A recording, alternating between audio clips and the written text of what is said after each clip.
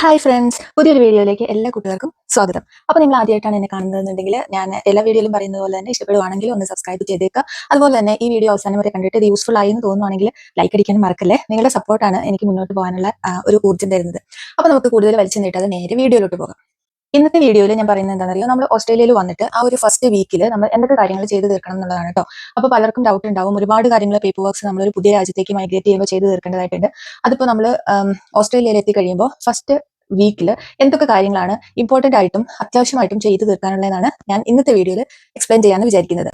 അപ്പോൾ നമ്മൾ ഇവിടെ വന്നു കഴിഞ്ഞിട്ടുണ്ടെങ്കിൽ ഏറ്റവും ആദ്യം ചെയ്യേണ്ടത് അടുത്തുള്ള ഒരു ബാങ്കിൽ പോയിട്ട് ബാങ്ക് അക്കൗണ്ട് ക്രിയേറ്റ് ചെയ്യാന്നുള്ളതാണ്. കാരണം നമുക്ക് ഇവിടെ ഇപ്പോൾ കുറച്ച് പേരൊക്കെ ചോദിക്കുന്നുണ്ടാവും, നമുക്ക് നാട്ടിലിരുന്നിട്ടോ അല്ലെങ്കിൽ യു കെയിൽ ഇരുന്നിട്ടോ ഇവിടെ ബാങ്ക് അക്കൗണ്ട് ഓപ്പൺ ചെയ്യാൻ പറ്റുമെന്ന്. പറ്റും, നമുക്ക് ഓൺലൈനിൽ അതിന്റെ ഡോക്യുമെന്റേഷൻ അതിന്റെ ഫോം ഫില്ലിംഗ് കാര്യങ്ങളെല്ലാം ചെയ്ത് വെക്കാൻ പറ്റും. പക്ഷേ നമുക്ക് ഓസ്ട്രേലിയയിൽ ഒരു ഐഡി ഇല്ലാത്ത സ്ഥിതിക്ക് നമ്മൾ ഇവിടെ വന്നു കഴിയുമ്പോൾ നമ്മുടെ പാസ്പോർട്ടും കൊണ്ടുപോയി നമ്മുടെ വിസ സ്റ്റാറ്റസും കൂടെ ബാങ്കിന്റെ ഒരു ബ്രാഞ്ചിൽ കൊണ്ടുപോയിട്ട് വെരിഫിക്കേഷൻ ചെയ്യേണ്ടതായിട്ടുണ്ട്. അപ്പൊ അതുകൊണ്ട് ഞാൻ ചെയ്തത് ഇവിടെ വന്നു കഴിഞ്ഞിട്ട് ഒരു അടുത്തുള്ള ഒരു ബാങ്കിന്റെ ബ്രാഞ്ചിൽ പോയിട്ട് അവരുടെ ഫോം ഫില്ല് ചെയ്ത് അവരുടെ അപ്പൊ തന്നെ നമുക്ക് സംഭവം ഓപ്പൺ ആയിട്ട് കിട്ടും. ഒരു 1 വീക്കിന്റെ ഉള്ളിൽ നമ്മുടെ ക്രെഡിറ്റ് കാർഡല്ലോ ഡെബിറ്റ് കാർഡൊക്കെ നമുക്ക് പോസ്റ്റിൽ വരികയും ചെയ്യും. അപ്പൊ അതിന് വേണ്ടിയിട്ട് നമുക്ക് വേണ്ടത് ആക്റ്റീവ് ആയിട്ടുള്ള ഒരു ഓസ്ട്രേലിയൻ അഡ്രസ് ആണ്. കാരണം അങ്ങോട്ടാണ് നമ്മുടെ ബാങ്കിന്റെ കാർഡുകൾ വരുന്നത്. അപ്പൊ അത് ഒരുപാട് സമയം എടുക്കുന്ന ഒരു പ്രോസസ്സ് ഒന്നുമല്ല. പെട്ടെന്ന് തന്നെ നമ്മുടെ ഓൺലൈനിൽ തന്നെ നമുക്കൊരു ഫോം ഫില്ല് ചെയ്യാം. അവർ നമ്മുടെ പാസ്പോർട്ടിന്റെയും പിന്നെ വിസ സ്റ്റാറ്റസിന്റെയും കോപ്പി എടുക്കുന്നുണ്ട്. അപ്പൊ അത്രയും ഉള്ളൂ. അത് കഴിയുമ്പോൾ നമ്മുടെ അക്കൗണ്ട് ആക്റ്റീവ് ആവും. രണ്ടാമതായിട്ട് ചെയ്യേണ്ട കാര്യമാണ് നമ്മൾ TFN നമ്പറിന് അപ്ലൈ ചെയ്യാന്നുള്ളത്. ഇവിടെ നമ്മൾ ഏത് ജോലി ചെയ്യുന്നവർക്കാണെങ്കിലും ഒരു ടാക്സ് ഫയൽ നമ്പർ അത്യാവശ്യമായിട്ടുണ്ട്. അപ്പോൾ അത് ഓൺലൈനിൽ നമുക്ക് അപ്ലൈ ചെയ്യാം. നമ്മൾ വേറെ എവിടെയും പോകേണ്ടതായിട്ടില്ല. അപ്പോൾ അത് എങ്ങനെയാണെന്നുള്ളത് ഞാൻ ഷോർട്ടായിട്ടൊന്ന് പറഞ്ഞുതരാം. അപ്പോൾ അത് ഇമ്പോർട്ടന്റ് ആയിട്ട് വേണ്ട ഒരു ഡോക്യുമെന്റ് ആണ് നമ്മുടെ കയ്യിൽ. അപ്പോൾ വന്ന് ആ ഒരു 1 or 2 ഡേയ്സിന്റെ ഉള്ളിൽ തന്നെ നമ്മൾ അപ്ലൈ ചെയ്യുവാണെന്നുണ്ടെങ്കിൽ പെട്ടെന്ന് തന്നെ അത് നമ്മുടെ കയ്യിൽ കിട്ടും. അപ്പോൾ ഈ TFN നമ്പർ അപ്ലൈ ചെയ്യാനായിട്ട് ഞാൻ പറഞ്ഞല്ലോ, നമ്മൾ ഗൂഗിളിൽ പോയിട്ട് ഓസ്ട്രേലിയൻ ടാക്സേഷൻ ഓഫീസ് എന്ന് അടിച്ചു കൊടുത്തിട്ടുണ്ടെങ്കിൽ അവരുടെ വെബ്സൈറ്റിലേക്ക് നമ്മളെ കൊണ്ടുപോകും. അപ്പോൾ ATO.gov.au എന്നാണ് അവരുടെ വെബ്സൈറ്റിന്റെ ഫുൾ ID വരുന്നത്. അപ്പോൾ നമ്മൾ ജസ്റ്റ് അപ്ലൈ ഫോർ TFN എന്ന് ഗൂഗിളിൽ സെർച്ച് ചെയ്താൽ നമുക്ക് ഒരുപാട് സൈറ്റുകൾ ഓപ്പൺ ആയിട്ട് വരും. അപ്പോൾ എന്റെ കുറച്ച് ഫ്രണ്ട്സിന് പറ്റിയൊരു അബദ്ധവും കൂടെ ഞാൻ ഇവിടെ ഷെയർ ചെയ്യാമെന്ന് വിചാരിച്ചു. കാരണം അവർ ജസ്റ്റ് ഗൂഗിളിൽ പോയിട്ട് അതുപോലെ ഷെയർ ചെയ്ത് കിട്ടുന്ന പല ലിങ്കുകളും ഉണ്ടാവും. അപ്പോൾ അതിലൊന്നും പോകുന്നതുകൊണ്ട് കുഴപ്പമില്ല. പക്ഷെ നമ്മൾ ഉറപ്പ് വരുത്തേണ്ട ആ ഒരു വെബ്സൈറ്റിന്റെ ലോഗോ ഞാൻ ഇവിടെ കൊടുത്തേക്കാം. അപ്പോൾ ആ ഒരു അതായത് ഓസ്ട്രേലിയൻ ഗവൺമെന്റിന്റെ സൈറ്റുകളിലെല്ലാം തന്നെ ഈ ഒരു 2 കങ്കാരുവിന്റെ പടമുള്ള ഈ ഒരു ഇതാണ് അവരുടെ ഒഫീഷ്യൽ സൈറ്റുകൾ. അപ്പോൾ അതല്ലാതെ ഒരുപാട് ഏജൻസികൾ ഈ TFN അപ്ലൈ ചെയ്ത് നമുക്ക് എടുത്തു തരുന്ന ഏജൻസികളുമുണ്ട്. TFN എടുക്കുക എന്നുള്ളത് കംപ്ലീറ്റ്ലി ഫ്രീ ആണ്. നമുക്ക് അതിന് ഒരു പൈസയും മുടക്കേണ്ടതായിട്ടില്ല. പക്ഷെ നമ്മൾ ഏജൻസി ത്രൂ പോകുമ്പോൾ എനിക്ക് തോന്നുന്നു അവർക്ക് ചെറിയ എന്തോ ഫീസ് ഉണ്ട്. പക്ഷേ നമ്മളത് ക്ലെയിം ചെയ്യുമ്പോൾ നമുക്ക് റിട്ടേൺ കിട്ടുന്നതാണ് ഞാൻ കേട്ടേക്കുന്നത്. അപ്പോൾ നമ്മൾ അത് മേക്ക് ഷുവർ ചെയ്യുക, നമ്മൾ ഈ ഒഫീഷ്യൽ വെബ്സൈറ്റ് ത്രൂ ആണ് ഈ ഒരു TFN അപ്ലൈ ചെയ്യുന്നതെന്നുള്ളത്. അതാണ് അതിന്റെ ഇമ്പോർട്ടന്റ് ആയിട്ടുള്ള ഒരു കാര്യം.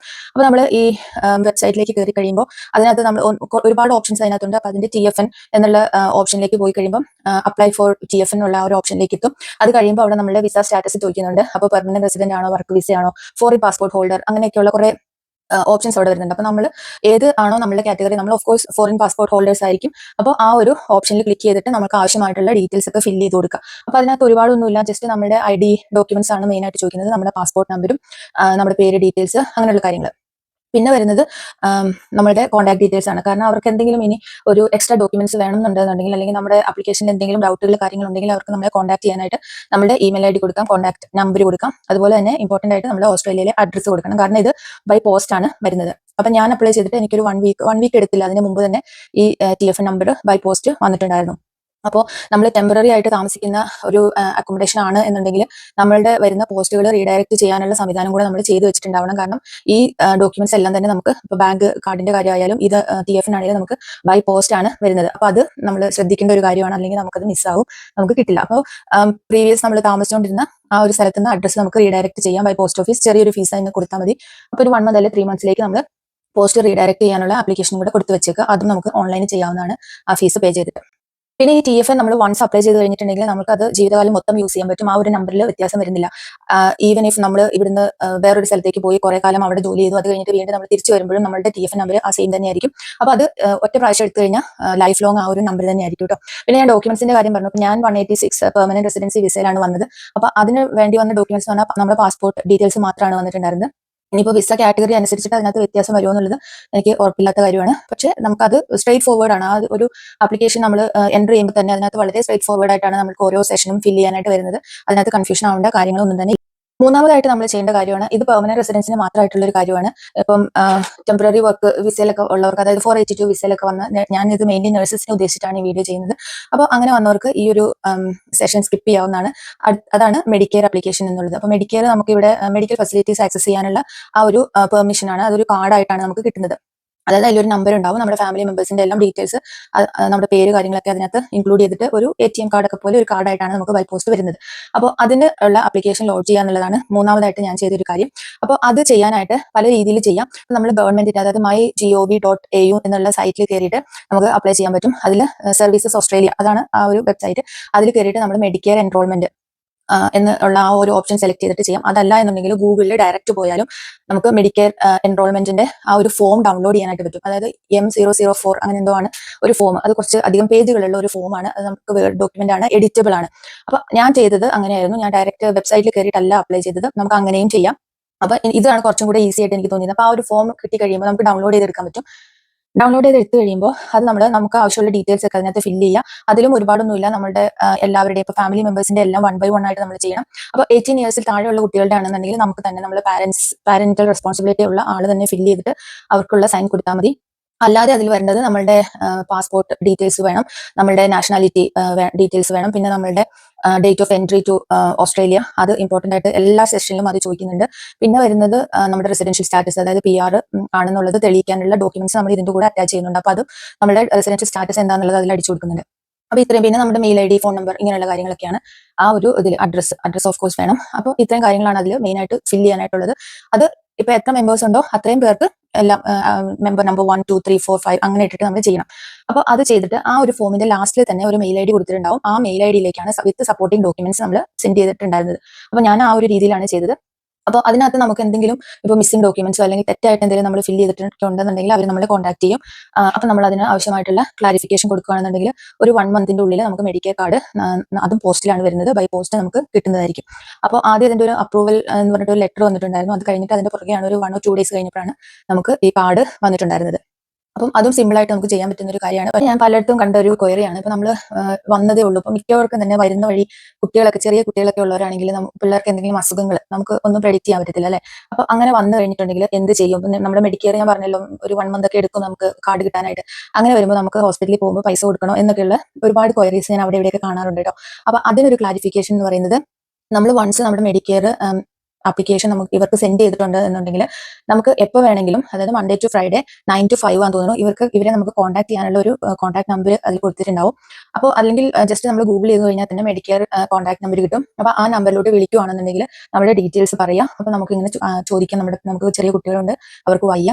അപ്പോൾ എൻ്റെ ഒരു ഫ്രണ്ടിന് ഇതേപോലെ വന്നു കഴിഞ്ഞപ്പോഴത്തേക്കും ആ കുട്ടീനെ ഹോസ്പിറ്റലിൽ കാണിക്കേണ്ടതായിട്ട് വന്നു. അപ്പോൾ അവർ ഇതുപോലെ വിളിച്ചു കഴിഞ്ഞപ്പോഴത്തേക്കും പെട്ടെന്ന് തന്നെ അവരുടെ ഡോക്യുമെന്റ്സ് എല്ലാം ചെക്ക് ചെയ്ത് അവർക്ക് ആ നമ്പർ പറഞ്ഞു കൊടുത്തു. കാർഡ് നമുക്ക് കിട്ടില്ല, പക്ഷെ നമുക്ക് ആ നമ്പർ കിട്ടിയിട്ടുണ്ടെങ്കിൽ ഹോസ്പിറ്റലിൽ ആ നമ്പർ പറഞ്ഞു കൊടുത്തു കഴിഞ്ഞാൽ നമ്മൾ ഒരു പൈസയും പേ ചെയ്യേണ്ടതായിട്ട് വരത്തില്ല.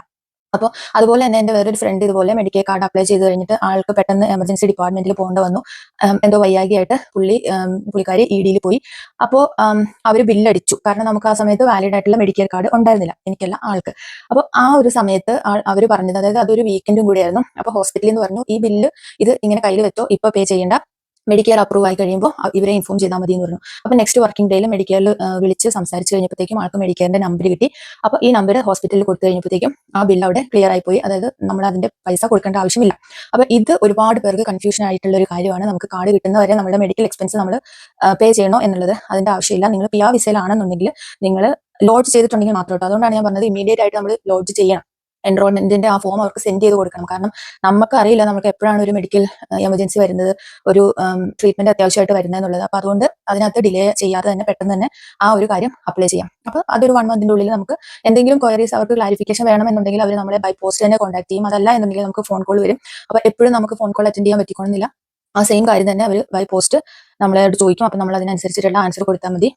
അത് നമുക്ക് ഓട്ടോമാറ്റിക്കലി നമ്മുടെ മെഡിക്കെയർ വന്നേക്കും. അപ്പോൾ ആ ഒരു കാർഡ് കിട്ടി കഴിഞ്ഞിട്ടുണ്ടെങ്കിൽ പിന്നെ നമുക്ക് ആ കാർഡ് നമ്പർ വെച്ചിട്ട് ബാക്കി ട്രീറ്റ്മെന്റ് എല്ലാം ആക്സസ് ചെയ്യാനായിട്ട് പറ്റും. അപ്പോൾ ഇതാണ് PR വിസയിലുള്ള ഒരു ബെനിഫിറ്റ്. അത് മറ്റ് വിസകൾക്ക് ഇല്ല. പിന്നെ നാലാമതായിട്ട് അത് അത്ര അത്യാവശ്യമാണോ എന്ന് ചോദിച്ചു കഴിഞ്ഞാൽ അത് ഡിപ്പെൻസ് ഓൺ പീപ്പിൾ എന്ന് ഞാൻ പറയത്തുള്ളൂ. നമ്മളുടെ ലോക്കലി ഉള്ള മലയാളി കമ്മ്യൂണിറ്റികളൊക്കെ ആയിട്ടൊന്ന് എക്സ്പ്ലോർ ചെയ്യുക. അപ്പോൾ പള്ളി പോകുന്നവരൊക്കെ ആണെന്നുണ്ടെങ്കിൽ പള്ളികൾ ആയിട്ട് ബന്ധപ്പെടുക. അതുപോലെ തന്നെ അല്ലാതെ മലയാളി അസോസിയേഷൻസ്, ഗ്രൂപ്പ്സ്, പിന്നെ ഷോപ്പുകൾ ഉണ്ടാവും, പലയിടത്തും മലയാളി കടകൾ ഉണ്ടാവും. അപ്പോൾ അവിടെയൊക്കെ ഗ്രൂപ്പുകൾ കാര്യങ്ങളൊക്കെ ഉണ്ടാവും. അപ്പോൾ അങ്ങനെയൊക്കെ ഉള്ളത് അവിടെ പോയി ജസ്റ്റ് ഒന്ന് പരിചയപ്പെട്ടിരിക്കുക. കാരണം നമുക്കറിയില്ല എപ്പോഴാണ് നമുക്ക് മറ്റുള്ളവരുടെ ഒരു സഹായം വേണ്ടി വരുന്നത് എന്നുള്ളത്. അപ്പോൾ അതിനകത്ത് ഞാനിപ്പോൾ വന്നതല്ലേ ഉള്ളൂ, എന്നെപ്പറ്റി എന്ത് വിചാരിക്കും, അങ്ങനെയൊന്നും വിചാരിച്ച് നമ്മൾ ഇൻട്രോ അടിച്ച് ഇരിക്കേണ്ട ആവശ്യമില്ല. നമുക്ക് എക്സ്പ്ലോർ ചെയ്യാൻ പറ്റുന്ന കാര്യങ്ങളിലേക്ക് നമ്മൾ പോയിട്ട് ജോയിൻ ചെയ്യുക. അതായത് മെയിൻലി പള്ളികളും കാര്യങ്ങളൊക്കെ, പിന്നെ അസോസിയേഷൻസ്, അങ്ങനെയുള്ള കാര്യങ്ങളൊക്കെ ജോയിൻ ചെയ്യാം. ഞാൻ പലരുടെ അടുത്ത് നിന്ന് കേട്ടിട്ടുണ്ട് നമ്മൾ പിരിവൊക്കെ കൊടുക്കേണ്ടി വരും. പക്ഷെ അതൊക്കെ നമ്മുടെ part of living in the community എന്നാണ് ഞാൻ വിശ്വസിക്കുന്നത്. കാരണം നമുക്ക് എപ്പോഴും സഹജീവികളുമായിട്ടൊരു അടുപ്പം, ഒരു ഫ്രണ്ട്ഷിപ്പ് അതൊക്കെ വേണമല്ലോ. പ്രത്യേകിച്ച് നമ്മുടെ മലയാളി കമ്മ്യൂണിറ്റി ആയിട്ടുള്ള, മറ്റുള്ളവരുമായിട്ട് വേണ്ടാന്നല്ല ഞാൻ പറയുന്നത്.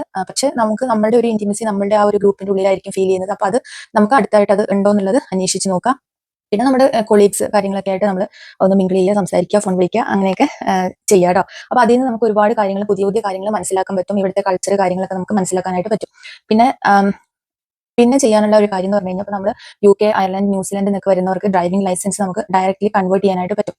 അപ്പോൾ അത് അത്ര എമർജൻസി ആയിട്ട് ചെയ്യേണ്ട കാര്യമല്ല. കാരണം PR വിസയിൽ വരുന്നവർക്ക് 3 മാസം വരെ ഇന്ത്യൻ ലൈസൻസ് വെച്ചിട്ട് അത് അല്ലെങ്കിൽ ഓവർസീസ് ലൈസൻസ് വെച്ചിട്ട് ഇവിടെ ഡ്രൈവ് ചെയ്യാനായിട്ട് പറ്റും. പക്ഷേ ഇതുപോലുള്ള രാജ്യങ്ങളിലൊക്കെ നിയമങ്ങൾ നിൽക്കുന്ന നിപ്പിൽ മാറും അല്ലേ. അപ്പോൾ നമുക്ക് എത്രയും പെട്ടെന്ന് നമ്മുടെ കാര്യങ്ങളെല്ലാം ചെയ്ത് വെക്കുക എന്നുള്ളതാണ് സേഫസ്റ്റ് ആയിട്ടുള്ള കാര്യം. അപ്പോൾ ഡ്രൈവിംഗ് ലൈസൻസ് കൺവേർട്ട് ചെയ്യാൻ പറ്റുന്ന രീതിയിലുള്ളവർക്ക് അത് കൺവേർട്ട് ചെയ്തെടുക്കുക എന്നതാണ് അടുത്തത്. അപ്പോൾ ഞങ്ങൾ ആ ഒരു 2 വീക്സ് ടൈമിൽ അതും ചെയ്തിട്ടുണ്ടായിരുന്നു.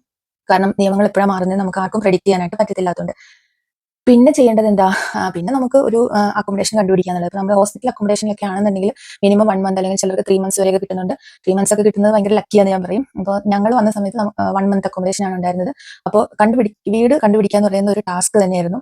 കാരണം അത്യാവശ്യം എക്സ്പെൻസീവ് ആയിട്ടുള്ള ഒരു ഏരിയയിലാണ് ഞങ്ങൾ വന്നിരിക്കുന്നത്. അപ്പൊ അതുകൊണ്ട് തന്നെ നമ്മുടെ കയ്യിൽ ഒതുങ്ങുന്ന, ബഡ്ജറ്റിൽ ഒതുങ്ങുന്ന ഒരു വീട് കിട്ടുക എന്ന് പറയുന്നത് ഭയങ്കര കോമ്പറ്റീറ്റീവ് ആയിരുന്നു. നമ്മളവിടെ കാണാൻ പോകുന്നിടത്ത് എങ്ങനെയൊക്കെ ആയാലും ഒരു 15 പേര് വേറെ ഉണ്ടാവും. അപ്പൊ അവർ അതിൽ നിന്ന് ബെസ്റ്റ് ആയിട്ടുള്ള അപ്ലിക്കേഷൻ സെലക്ട് ചെയ്തിട്ടാണ് വീട് അവർക്ക് കൊടുക്കുന്നത് റെന്റിന്. അപ്പോൾ അതിനാണ് ഞാൻ നേരത്തെ ഒരു വീഡിയോയിൽ പറഞ്ഞിട്ടുണ്ടായിരുന്നു, റെഫറൻസ് ഭയങ്കര ഇമ്പോർട്ടന്റ് ആണെന്നുള്ള കാര്യം. കാരണം നമ്മൾ ആദ്യമായിട്ട് ഇവിടെ വരുമ്പോൾ നമ്മുടെ കയ്യിൽ കൊടുക്കാനായിട്ട് ഓസ്ട്രേലിയയിലുള്ള റെഫറൻസുകളൊന്നും ഉണ്ടാവില്ല.